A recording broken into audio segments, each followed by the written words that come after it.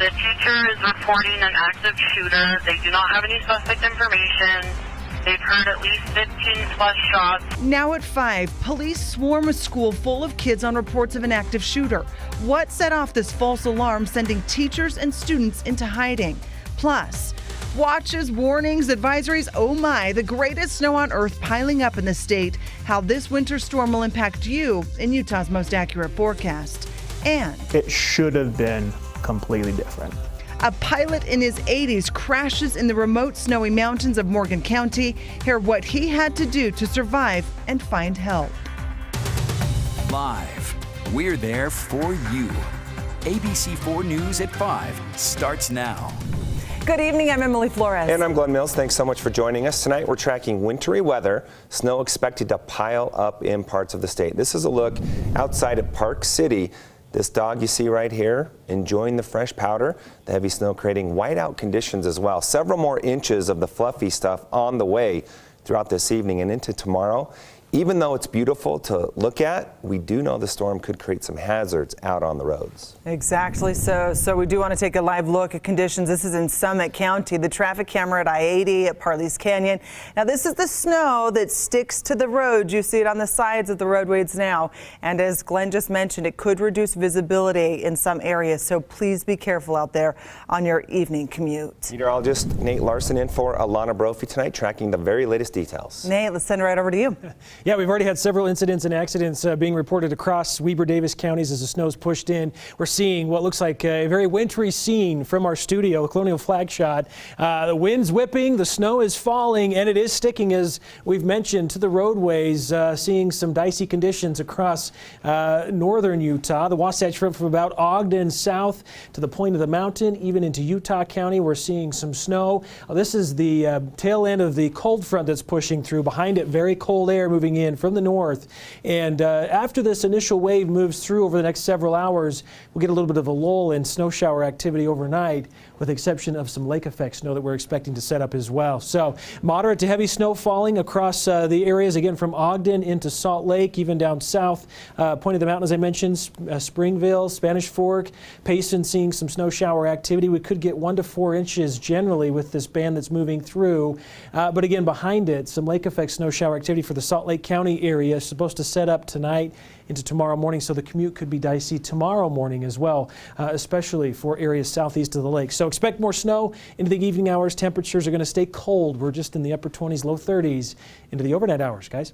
All right, thank you, Nate. Now to Morgan County. A man crashing a plane in Mountain Green not only walks out with only a few scratches, but gets himself to safety. Okay, after hitting the ground, he walked until he found cell phone reception and could call for help. ABC4's Alio Rulian reporting at the Morgan County Airport, where the pilot took off before that crash landing. Well, you can't really tell right now because of all of this snow, but Morgan County is surrounded by hills and mountains, which Morgan County Sheriff says became an issue for this pilot, causing him to have to crash land. But they say his decades of piloting experience allowed him to crash land perfectly and walk out of that crash alive. It should have been completely different.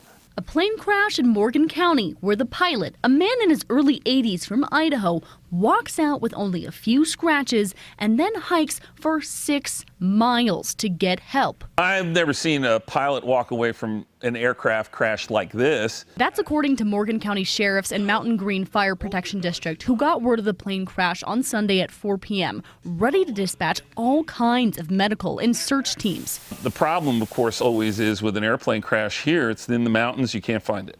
But that wasn't necessary because they soon got a call about the crash from the pilot himself. When he called us, he was calm. He was talking to dispatch. Morgan County Sheriff saying the pilot was flying towards the mountains when he realized his ascent was not high enough to meet the incline of the canyon, so he had to crash land. They say he managed to find a perfect opening right in between trees to safely land. He floated it in. He took out a couple of, trees and put it right down next to the road.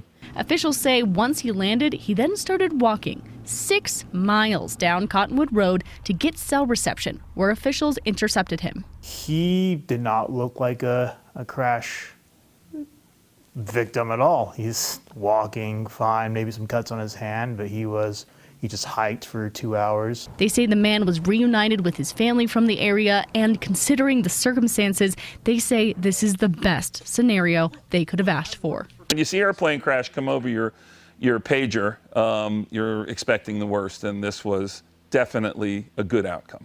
I asked Morgan County sheriffs for the man's name. They say he didn't want his name released. Right now, he's just relaxing with his family after what must have been a crazy day yesterday. Reporting in Morgan County, I'm Allie O'Rulian, ABC 4 News. All right, thank you, Allie. Well, now to an overnight plane rescue out of Maryland. The aircraft dangling close to 100 feet above ground.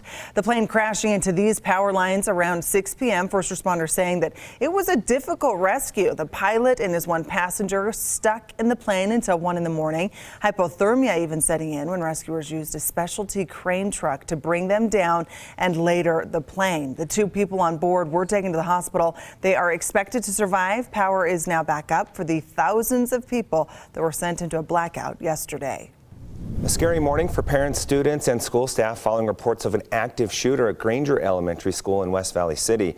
At about 11:30, the school district says a teacher called police saying they heard several gunshots. Now, the school was placed on lockdown, and officers from multiple police agencies responded. Officers clearing classrooms, finding the loud noises were from a science experiment happening in a nearby classroom. Parents picking up their kids say they were shaken, but glad it wasn't what they thought.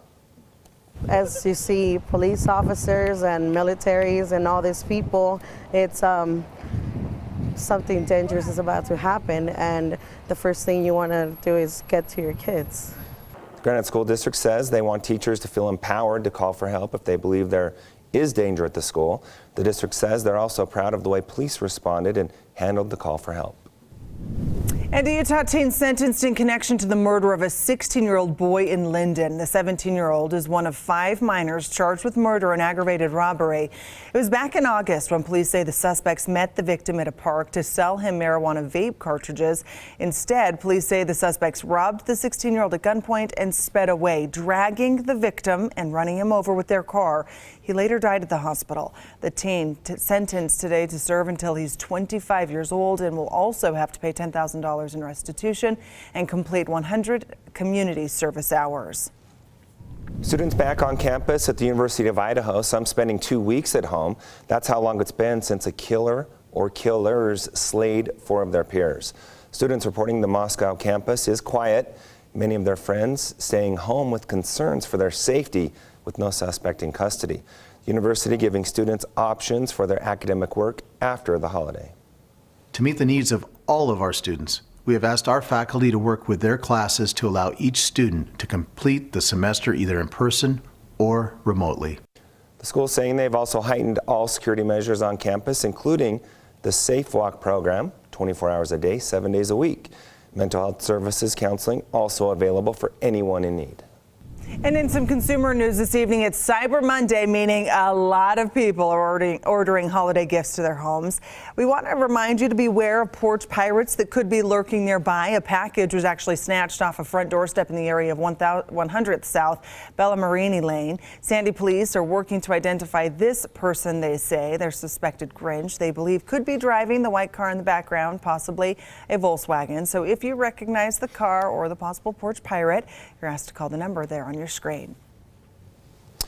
Now to the Dash for Deals this Cyber Monday, the busiest online shopping day of the year, forecasted to be one for the books. Adobe, which tracks sales on retailers' websites, expecting Cyber Monday to top $11 billion in spending. That's up about 8.5% from last year. Right now, it's unclear how well retailers will actually fare, though. That's because they need to adjust for inflation. The pressure is definitely on the retailers. They know that their budget's getting eaten up by their heating bill, their rent, these necessity grocery purchases. By the end of Cyber Monday, an estimated 166 million Americans will have shopped since Friday. That's more than half the entire U.S. population and the strongest start for the holiday shopping season. And babies in the neonatal intensive care unit had a personal visit from good old St. Nick, Jordan Valley Medical Center, bringing in Santa Claus to make the holiday extra special for some newborns and their parents who have had a rough stretch of time. And the man in the suit is someone familiar to those families and hospital staff. The medical center CEO, John Butterfield, accompanied by the chief nursing officer, aka Santa's chief elf. Their babies might be here through Christmas, through the holidays, so we thought as a team it would be a great idea to be able to provide a chance to have Santa come and visit on the unit. All right, 5 babies in the NICU right now, each getting a photo with Santa Claus, as you see, hopefully in the coming years. These families will remember a special day with hospital staff instead of the difficulty that comes with not being home for the holiday. The ABC4 News team helping Toys for Tots gather donations to brighten up holidays for those in need. You can drop off new and unwrapped toys or gifts for toddlers to teens 15 years of age at any Papa Murphy's location or right here at ABC4 until December 18th. And still ahead, the clock is ticking for Congress. We look ahead at Democrats and Republicans' priorities before the year is up.